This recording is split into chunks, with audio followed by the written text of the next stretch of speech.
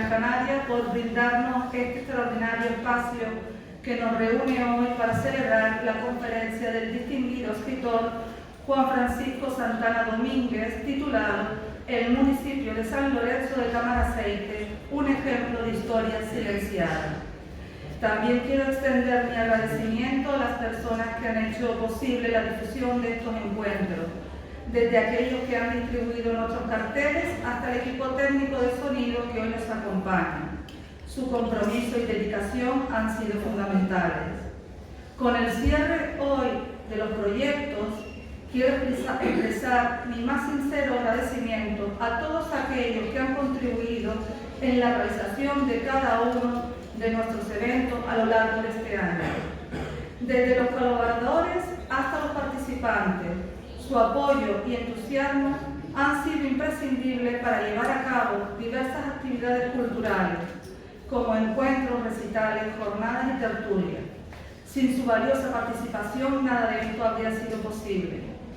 Quiero aprovechar esta oportunidad para expresar un especial reconocimiento a la Biblioteca Insular de Gran Canaria y a la Biblioteca Pública del Estado por abrir sus puertas y acoger cada uno de los proyectos que hemos organizado desde la plataforma Encuentros con el Lector. Sin más preámbulos, les invito a disfrutar de esta fascinante conferencia. Gracias a todos por su presencia. Muchas gracias.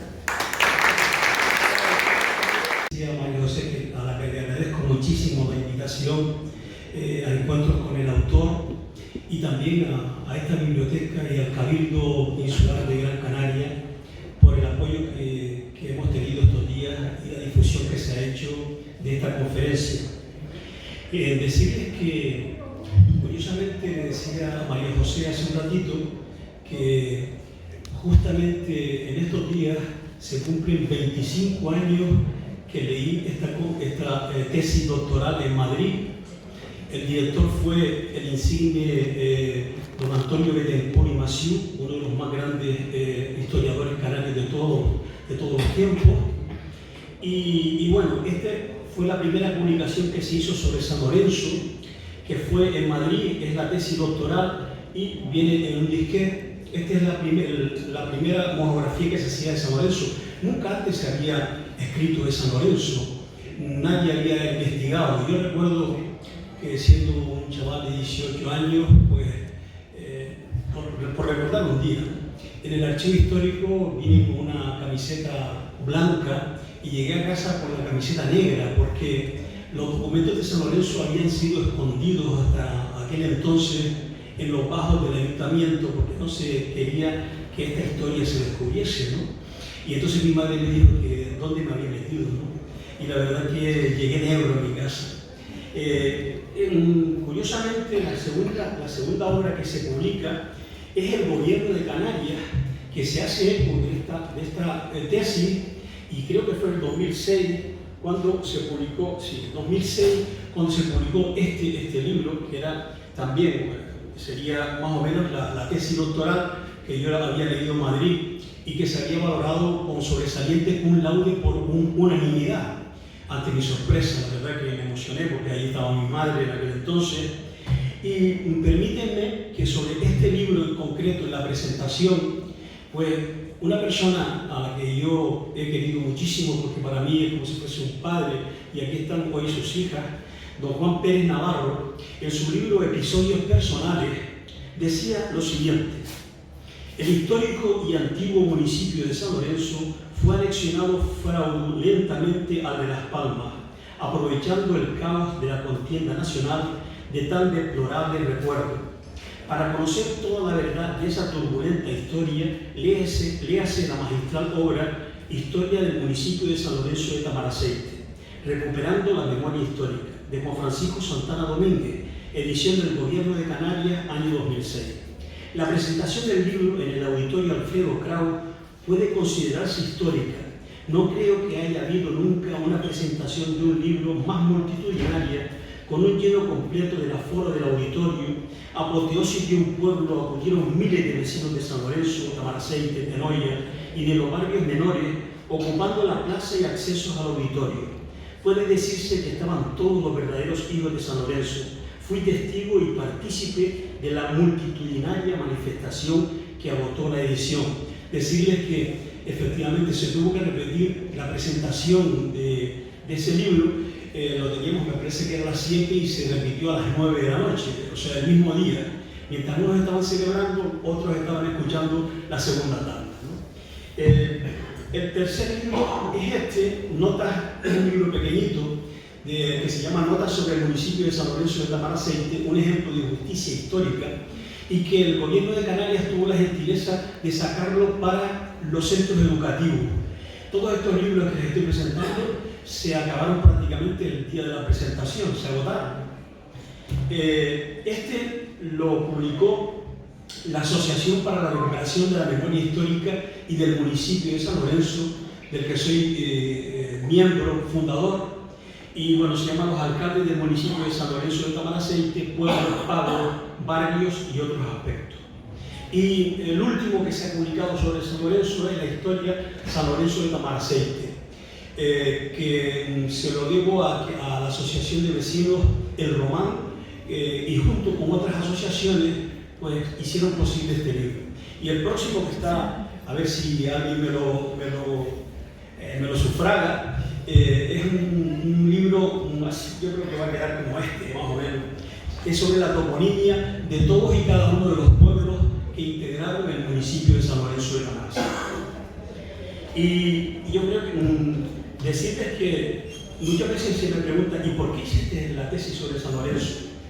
Yo cuando tenía 8 o 9 años escuchaba en casa San Lorenzo, San Lorenzo, San Lorenzo. Y cuando iba a la casa de mis abuelos paternos, a las Perreras, en Tamaraceite, alguna vez les preguntaba sobre San Lorenzo y mi abuelo decía, eso no se pregunta.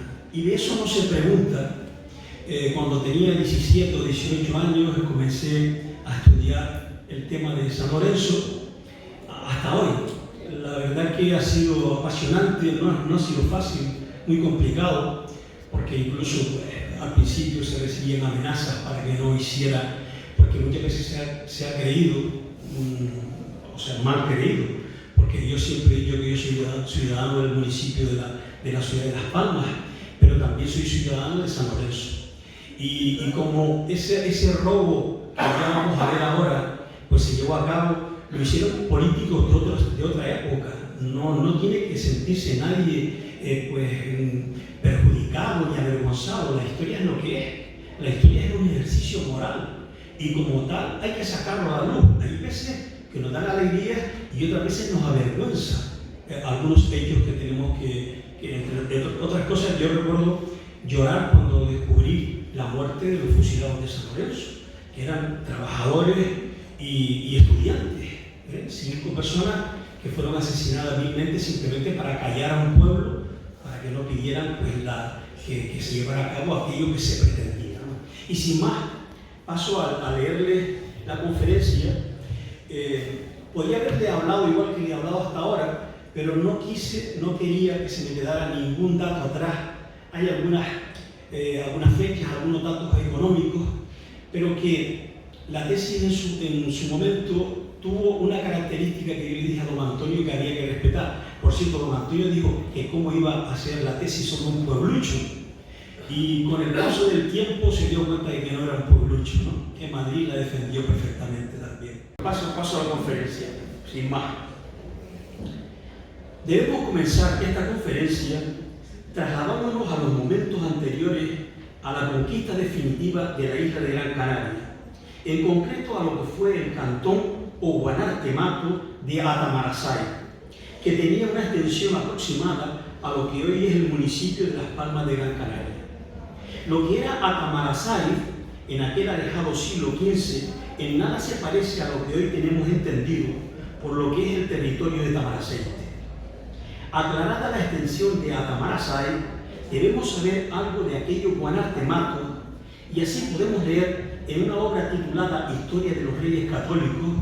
En una conferencia que di el otro día ya mencioné esta cuestión, escrita por el bachiller Andrés Bernáldez, lo siguiente: he así el rey don Fernando y la reina doña Isabel conquistaron y ganaron la Gran Canaria y había en ella los lugares e aldeas siguientes: Telde, Galdar, Arahuacá, Arajines, Temensai, Atranaca, Atairía, Atagaz, Azfalagaz, Furis, Artenaran, Afaganije, Areaganigi, Arecasumaga, Atasarti, Aeragrea, Arbeyugania, Areui, Atirma, Aracusen, Artublirgainis, Atamarasei, Artaude, Aregalleda, Aregaldán, Areagraxa, Arcagamastén, Areachu, Afurgat, Areucas, Ateberura, Atenoya, Aremigada, Ateribi y Arautiagata. Se aprecia que había 35 lugares, que así los llamaban los conquistadores, y en todos ellos existía una importante población en el momento de comenzar la conquista de la isla. Entre ellos podemos apreciar los guanartematos o cantones de Atenoya y de Atamarasei, lo que serían hoy Tenoya y Tamarasei. Este último topónimo lo podemos encontrar escrito de diversas maneras, debido a que cada escribano lo reflejaba de la forma que lo entendía al escuchar a los canarios pronunciarlo. Yo me inclino por el de Atamarasai. Los conquistadores castellanos van a fundar hacia finales del siglo XV la nueva ciudad de Las Palmas en Atamarasai, hacia la parte sureste del Guanartemato y en el margen de uno de sus barrancos, el Guiniguá. Vemos como en aquel Guanartemato se fundó la nueva ciudad, y debido a ello, cuando en los documentos de aquellos años y hasta bien entrado el siglo XX, cuando se haga alusión a Tamarasei, hay que tener cuidado porque nos podemos encontrar que se esté situando un hecho en los alrededores del castillo de Mata, en el Dragonal, en la Calzada, en Guanarteme, en la Isleta o en el Toscón, por poner algunos ejemplos, porque todos esos lugares, algunos tan alejados, eran Tamarasei. Por tanto, la ciudad de Las Palmas se funda en Atamarasai, que vendría a significar el lugar de los dátiles o de las palmeras. Nos podríamos también hacer la pregunta, pero ¿por qué llamar a Guanarteme a una zona de este Guanartemato? La respuesta es muy sencilla. Estamos hablando del barrio de Guanarteme. Simple y llanamente por lo que en lengua se denomina economía del lenguaje. Es decir, por restringir el número de elementos que utilizamos en nuestra comunicación. Tenemos que saber que Guanarteme es la salida al mar del barranco de Tamarasei, pero no tenemos suficiente. No nos podemos quedar ahí porque no se responde a nuestra pregunta. Lo cierto es que dicho barranco se denominaba Barranco del Guanarteme de Tamarasei y debe seguir denominándose así, porque en dicho barranco tenía su cueva vivienda el Guanarteme de dicho Guanartemato, lo que hoy es conocido como Cuevas del Rey o popularmente las Cuevas de los Guanches, que se encuentran en los Giles. Curiosamente se encontraba en la trasera de la casa en la que nací, dando nuestras ventanas al barranco y viéndolas desde muy pequeño de frente. El topónimo inicial fue perdiendo elementos o compartiendo, es decir, la parte alta del barranco quedó como Barranco de Tamarasei y la parte baja como Barranco de Guanarteme, situándose el lugar en el que nací justamente en medio, en el Cardón, confundiendo hasta ahora a los que por este tema se interesaban. El último de aquellos Guanarteme de Atamarasai fue Adeum, al que se hace referencia en algunas crónicas de la época de los Reyes Católicos, y por tanto conocida su existencia por los monarcas castellano-aragoneses. Fruto de ello es que, aparte de lo que hoy se conoce como Playa de las Canteras, hasta no hace muchos años se le conociera como Playa de Tamarasei, porque era la salida al mar de dicho barranco. Un inciso, es lo que me faltaba y que le pregunté antes qué estaba yo diciendo. La tesis tuvo una característica especial porque yo le pedí a don Antonio de Betancourt que fuera una tesis al alcance de todos y cada una de las personas que se acercaran a leerla, porque yo comprendía que era un tema que interesaba muchísimo a la población de que en aquel entonces fue San Lorenzo. Y por eso es una tesis con un vocabulario sencillo, no es un vocabulario científico. Hemos escuchado cómo se pasa de Atamarasay a la ciudad de Las Palmas, pero no quedó ahí la cosa. La población de Canarias de Tamarasayte huye al interior de la isla ante los ataques constantes de rapiña y conquista que llevan a cabo los conquistadores, y en la vega y capital del cantón de Atamarasay, en lo que hoy sería Tamarasayte, van a construir los recién llegados una fortaleza para protegerse de los ataques de los alzados canarios. La fortaleza de Tamarasayte se edificó con posterioridad al año 1480, momento en que se levantaron fortalezas también en Moya y Galda, en tiempos del gobernador de la isla, Pedro de Vera, con el objetivo de que desde dicha fortaleza se hicieran incursiones en los territorios que por aquellas fechas continuaban siendo frecuentados por los canarios que se resistían a entregarse al enemigo. Las zonas actuales de la Montañeta, Siete Puertas, Tenoya, Román, Los Giles, El Cartón, Montaña de San Gregorio o el Barranco de la Cebuchal, por poner algunos ejemplos, y sus alrededores estaban habitadas, y de sus asentamientos nos han quedado vestigios muy curiosos que recogen los documentos a lo largo de los siglos, haciéndose alusión a cuevas y paredes de canarios. Yo recuerdo jugar cuando niño entre huesos, y es que en una zona de El Cardón, lugar en el, como ya dije, nací, era conocida como Las Huesas.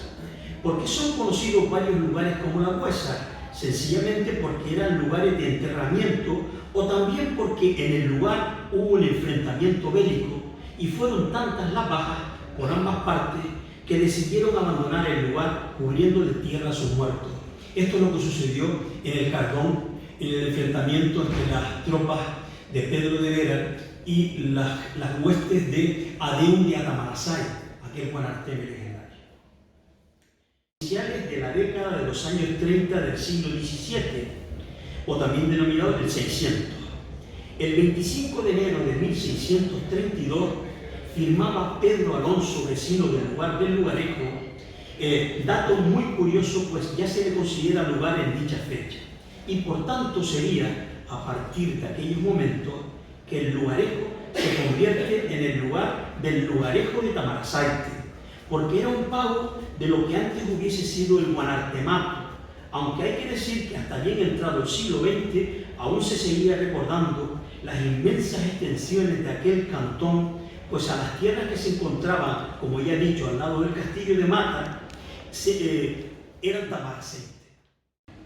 En el año 1681, aquella ermita del Lugarejo se convertirá en la parroquia de San Lorenzo de Tamarasayte, denominación que encontré en mis trabajos de tesis doctoral y que ocasionó alguna discusión, pues la rivalidad entre San Lorenzo Pueblo y Tamarasayte siempre fue un tema de debate, no estando de acuerdo en el nombre ni los unos ni los otros, aludiendo a cómo se va a llamar San Lorenzo de Tamarasayte, pero así está recogido en los documentos consultados, y aquel debate fue quedando en el olvido, aceptando eso actualmente como lo que era y debe seguir siendo por el significado histórico que tuvo Tamarasay.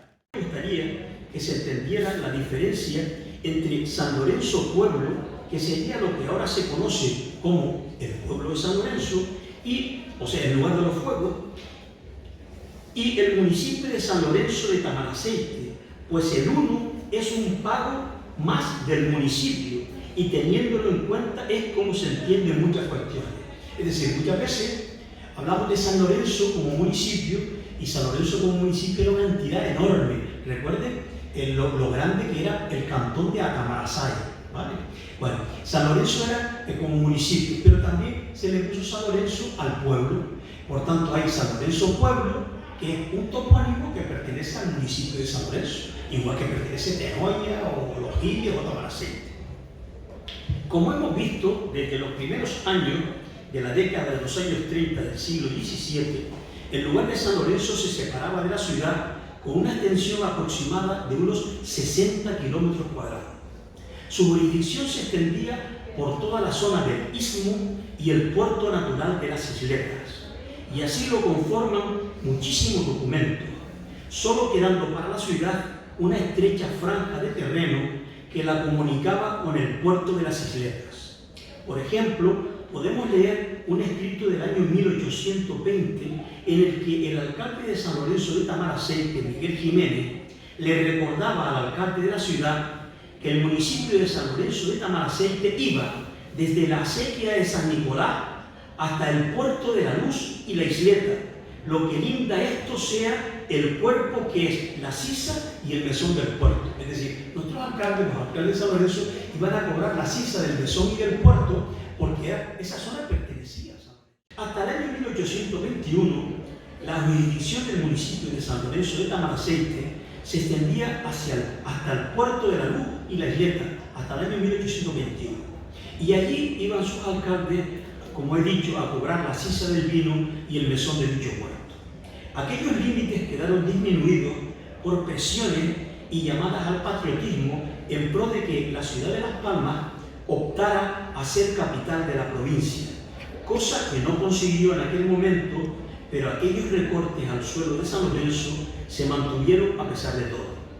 A partir de aquel entonces, los límites quedaron en lo que se conocía como la Peña del Agujerado, lo que actualmente es conocido como la Peña La Vieja, en la playa de las Canteras, y continuaba por la plazoleta de Farray, en donde se encontraba hasta el año 1939 el Fierato, y los límites estaban en el Paseo de Chil hasta llegar al Castillo de Mata y Barranco de Guiniguá de arriba, haciendo frontera San Lorenzo con los otros puntos cardinales, con los municipios de Santa Brígida, Teror y Aruca, y así como con el Océano Atlántico, con una extensión aproximada en aquel año de unos 51 kilómetros cuadrados.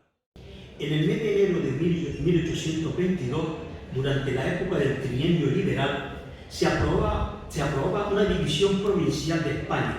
Además, de forma curiosa, se produjo una nueva reunión, una más, de comisiones para verificar el deslinde entre San Lorenzo y Las Palmas, que tantas veces se había repetido sin resultados positivos para la capital, entre otras razones porque la legislación no permitía a la ciudad hacerse con el municipio vecino. Curiosamente, es el momento en que las zonas del Puerto de la Luz y de la Isleta pasan de forma sorprendente al municipio de la capital, siendo alcalde del municipio de San Lorenzo Nicolás Acosta Enrique, que era de Tenoria, mientras que el de la ciudad era don José Diego Joaquín Osana Jan Suárez. Son tiempos de luchas insulares por la capitalidad y las presiones, haciendo alusión al patriotismo y a que había que arrebatar a Tenerife aquel privilegio, pero no se logró porque en 1823 se confirmaba como capital única de la provincia de Canarias a Santa Cruz de Tenerife, englobando a todas las islas. Tendrían que pasar más de 100 años para que en 1927 se produjera la división provincial de Canarias, Santa Cruz de Tenerife y Las Palmas en tiempos de la dictadura de Primo de Rivera. Otra vez, de forma curiosa, la capital hace lo imposible para incorporar por la fuerza a San Lorenzo, pero tendrían que esperar unos años, en concreto hasta las decisiones que se tomaron en el año 1937, aprovechando los duros momentos ausentes de legalidad de la guerra civil, para llevarlo a cabo de forma definitiva a fines del año 1939.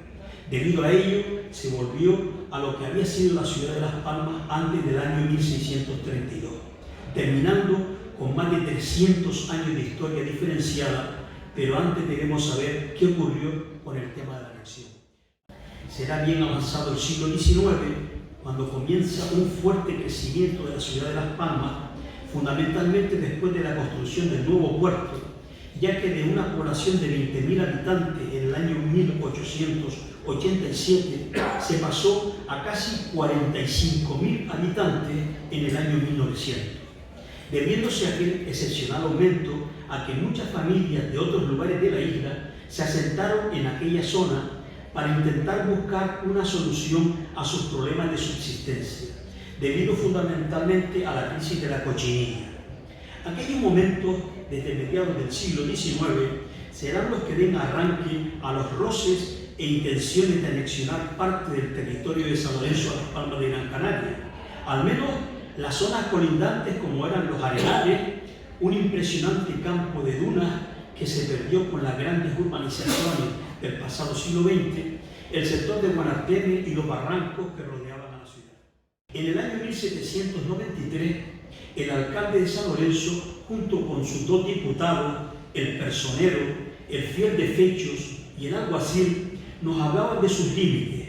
Al norte, con Aruca, en el barranco de Tenorio; al sur, con Santa Brígida, en el barranco de la Angostura; al este, con Las Palmas, en la Cruz Grande; y al oeste, con Teror, en San José del Álamo y Caideros.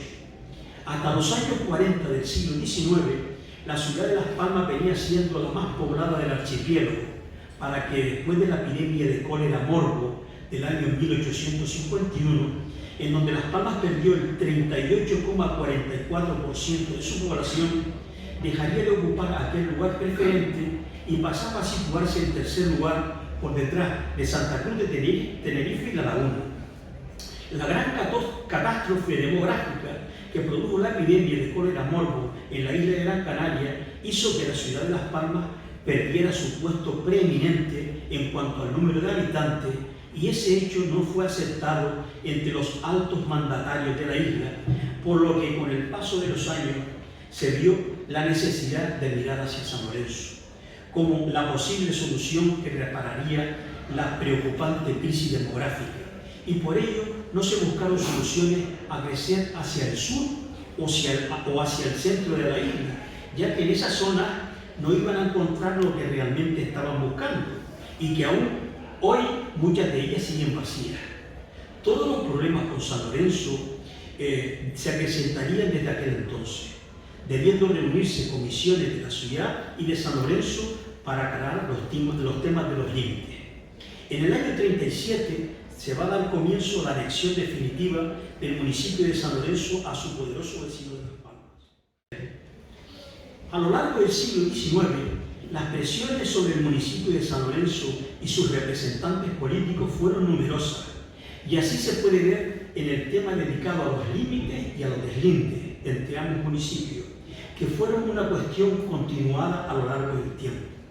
El 8 de enero de 1868, por poner algunos ejemplos, se reunió el Ayuntamiento de San Lorenzo bajo la presidencia de su alcalde don Juan Ponce y Guerra, y mandó leer al secretario la circular del señor gobernador de la provincia, inserta en el boletín oficial número 153, referente a la supresión de los ayuntamientos cuyas poblaciones contaran con menos de 200 vecinos, en conformidad con la Real Orden de 23 de octubre último.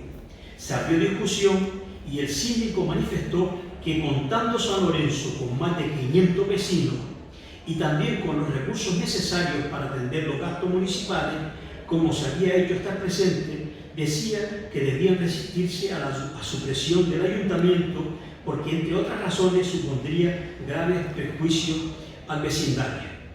Como vemos, pusieron la cantidad de 200 vecinos cuando la de San Lorenzo tenía ya más de 500 vecinos. Fue apoyado por toda la corporación y se acordó hacerlo llegar al señor gobernador civil de la provincia. Como era legal, no se pudo llevar a cabo aquella supresión porque la ley los amparaba. Los problemas y presiones fueron una constante a lo largo del tiempo, y vemos como desde muy antiguo la capital y los cargos políticos hicieron lo indecible por lograr hacerse con este territorio, y para ello veremos otro ejemplo. En el año 1905, con ocasión de la visita del ministro de Marina, el señor Eduardo Cobián, a la isla de Gran Canaria, se invitó por parte del Ayuntamiento de Las Palmas a los diferentes pueblos de la isla, entre otras razones para que expusieran sus necesidades el día 17 de mayo del expresado año. De forma sorprendente, no se menciona para nada al municipio de San Lorenzo. Se intentaba callar, y también para que el gobierno de la nación no se tuviera noticias de dicho municipio.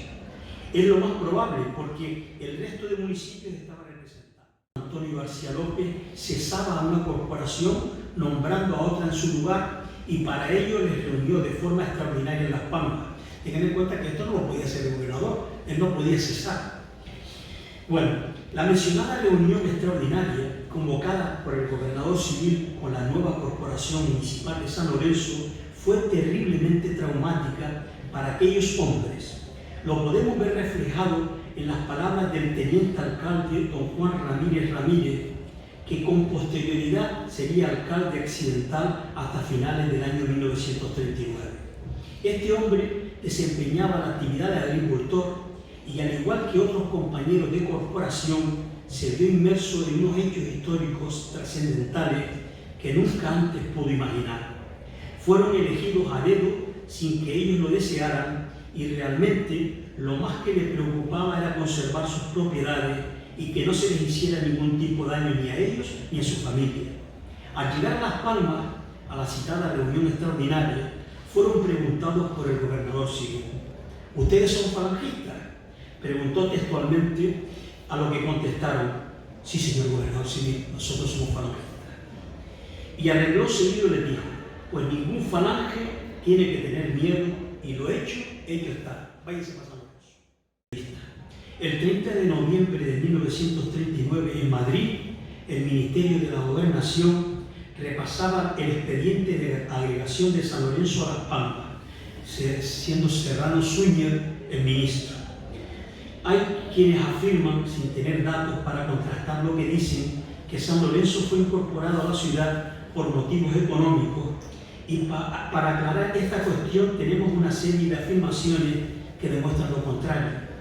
Muchos, como he dicho, son los que han esgrimido que San Lorenzo tenía dificultades económicas, pero en la prensa de aquellos años se puede leer que era todo lo contrario. Recuerden que esto nada se sabía, porque nada se había escrito. ¿Cuál de los dos municipios implicados tenía más problemas y necesidades económicas?, me pregunté. La respuesta no es mía, y sí de la prensa de aquellos años. Cierto es que a lo largo de los tiempos las crisis y el hambre han hecho mella en todos los municipios y lugares, de eso no hay ninguna duda.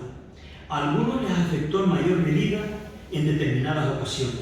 Eso es una realidad que no se puede desdecir, pero sí se pueden desdecir algunas otras falsas e interesadas afirmaciones.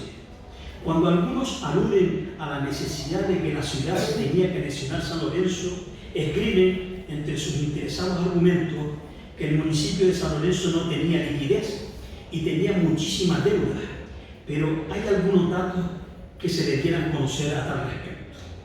Partiendo de la mencionada premisa de que todos los municipios pasaron apuros económicos en los primeros años del siglo XX y que en el año 36 la crisis era generalizada, hay que matizar algunas cuestiones y para ello tomemos como ejemplo algunos curiosos datos.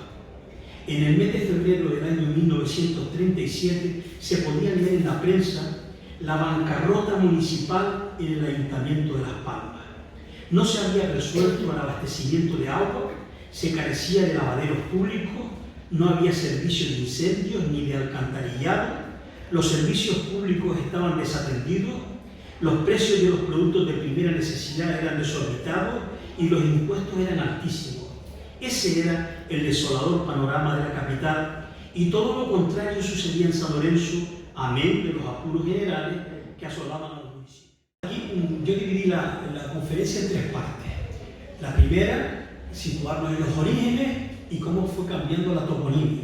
La segunda, la anexión, el momento final. Y ahora una serie de características, de anécdotas. Por ejemplo, la Casa de los Muertos. La Casa de los Muertos es una de las sedes municipales que aún queda en pie en San Lorenzo, en la calle trasera de la iglesia. En San Lorenzo, desde siempre, la mayoría de las viviendas eran muy pequeñas y no disponían de lugares adecuados para velar a sus muertos.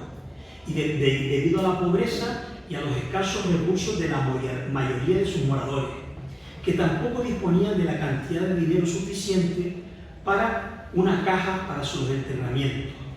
Esa función la hacía la Casa de los Muertos, nombrada ya en el siglo XVII, y disponía de su ataúd para que los difuntos fueran llevados primero a la iglesia y luego al Campo Santo cuando ya no se pudieran enterrar en aquella. los vecinos de los diferentes pagos y barrios llegaban a San Lorenzo e iban a depositar a sus difuntos a esta casa, de la que tenemos datos del siglo XVII al XX, siglo este que también vio la utilidad de este edificio sirviendo a algunos de sus moradores y en su último viaje. El 30 de abril de 1741 se enterraba una señora y en la partida de defunción se puede leer: estrenó la casa de la Virgen con 5 cuartos. El 26 de noviembre del año 1808 se puede leer en un libro de lecciones de concejales del lugar de San Lorenzo que al encontrarse ocupada la casa acostumbrada de reunión de la corporación por el cadáver de María del Pino de Troya, ordenó al alcalde real, don Juan Cabrera, a comenzar el cabildo, la reunión del ayuntamiento, en la plaza de esta parroquia. Se trata de un edificio que, además de desempeñar su principal función social, fue la primera sede de las corporaciones municipales en este municipio. Bueno, y después, para terminar, una serie de topónimos curiosos. Todos conocemos el rincón en donde actualmente está colocado el complejo comercial Las Arenas, ¿verdad? El topónimo El Rincón es otra equivocación debida a la transmisión oral, que nada tiene que ver con un rincón, y en el tiempo transcurrido debería denominarse el Riscón de Burgos, ya que se trata de unas tierras de las que era poseedor Gonzalo de Burgos, que fue la primera persona que llevó a cabo en Las Palmas como secretario de la corporación municipal. Bueno, el Rincón de Burgos se le llamó el Rincón por un error, y así sigue cuando debería ser el Rincón de Burgos, no el Rincón. Y yo desde niño me preguntaba por qué le llamaban a este sitio el Rincón. También me pregunté desde niño que por qué se llamaba al barranco de la Ballena, si era un barranco que terminaba hacia el interior. ¿Por qué se denominaba el barranco de la Ballena? Pues bueno, en el siglo XVIII el barranco del Dragonal traía muchísima agua. Y bueno, cuando pasaba por todas las zonas del barranco, la gente decía: la barranquera Ballena, la barranquera Ballena. Bueno, la barranquera Ballena se quedó el barranco Balleno, la barranquera Ballena, o el barranco de la Ballena. Esa es una cosa muy curiosa. También tenemos otra curiosidad. En Siete Palmas, hoy en día conocemos la olla de Enamorado. La habrán visto por ahí. Pues bueno, esta es otra zona que tiene una explicación. Yo me preguntaba cuando niño y cuando iba con mi padre a cobrar la funeraria por San Lorenzo, ¿por qué se le llama esto el llano del enamorado? Es que vendrán aquí las mareas a hacer. Bueno, pero no. O sea, fíjate tú que es curioso, porque se debe a un personaje. ¿Por qué se denominó Hoy Enamorado? No se denominó así por trasladarse recientemente a esta zona los enamorados. Nada que ver con esas creencias que podían pasar por algunas mentes. Lo cierto es que Enamorado es un personaje real que hace casi 400 años compró unos terrenos que luego pasarían a ser conocidos con el topónimo relacionado con su apellido, y se llamaba Francisco González Enamorado, y que ya en el año 1635 pues deambulaba por aquí, por la capital. Otro topónimo curioso es el Barranco del Pintor. Todos los años, recuerden que empecé con 18 años a hacer la tesis doctoral, y que tuvimos que pedir muchos aplazamientos porque no había nada escrito de San Lorenzo, ¿no? Y bueno, en todos esos años, de los 19 a los 20 y pico años, pues fui buscando cosas de toponimia curiosas, ¿no? El Barranco del Pintor es otro, porque yo me preguntaba, ¿qué pintor será este, no? Bueno, se trata de Alonso de Ortega, que fue maestro de arte del pintar, y cuando el 19 de diciembre del año 1701 manifestaba haber recibido de su justísima el señor obispo don Bernardo de Vicuña y Suazo, del consejo de su majestad, 1000 reales de plata de limosna por la hechura de unos ángeles. Es decir, fue un escultor muy famoso, que tuvo sus tierras en San Lorenzo y de Alonso de Ortega pues quedó el Barranco del Pintor, que sería lógico que se denominaba el Barranco del Pintor Alonso de Ortega, en honor a su nombre. Otro topónimo que es curioso y que está equivocado es el Zardo, que también ustedes conocen, que se escribe con Z, pero es una equivocación porque se le debería poner José Zardo con S, que fue una persona muy interesante porque perteneció al cuerpo de juristas de la ciudad de Las Palmas y tenía esas tierras arriba en San Lorenzo. Y otro topónimo curioso fue el de La Galera. Yo también me hacía la pregunta y me decía, ¿por qué un sitio tan interior? Eso me lo hacía de cuando tenía 11 o 12 años. ¿Por qué un sitio tan interior tiene un nombre de una nave, de un barco, La Galera? Y claro, buscando documentos y pasando los años, pude comprobar que no era La Galera, eran las caleras de Tamaraceite. Y la primera calera que tuvo la ciudad de Las Palmas de Gran Canaria estuvo ubicada arriba en Tamaraceite, ¿vale? Y bueno, en honor a ese calero, pues quedó las caleras de Tamaraceite, cuando en realidad quedó la calera, cuando en realidad debería ser las caleras. Y bueno, podría seguir con otras cosas, pero yo creo que está bien. Muchísimas gracias por estar ahí, por atenderme tan bien, y en fin, un abrazo muy grande a todos y muchísimas gracias por todo.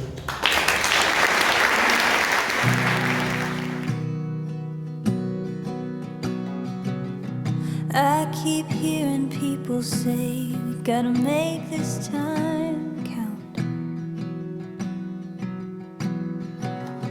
Gotta make purpose out of clay. Gotta busy ourselves.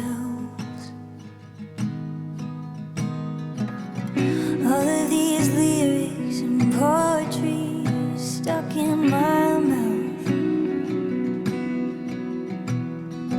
Maybe the end of the world is the time to get it all out. But what if I'm empty? Oh, what if I'm tired? What if I just wanna feel, wanna think without being inspired? What if I'm useless? Oh, what if I'm resigned? What if the point at the end of the day is staying alive? There's a jitter in my bones, a racing in my mind. What do I do with myself to make me worth my time? I am like windows and drywall, a beautiful house. But I wish I could build me a door so that I could get out. And what if I'm empty? Oh, what if I'm tired? What if I just wanna feel, wanna think without being inspired? What if I'm useless? Oh, what if I'm resigned? What if the point at the end of the day is staying? What if the point at the end of the day is staying alive? What if the point at the end of the day is staying alive?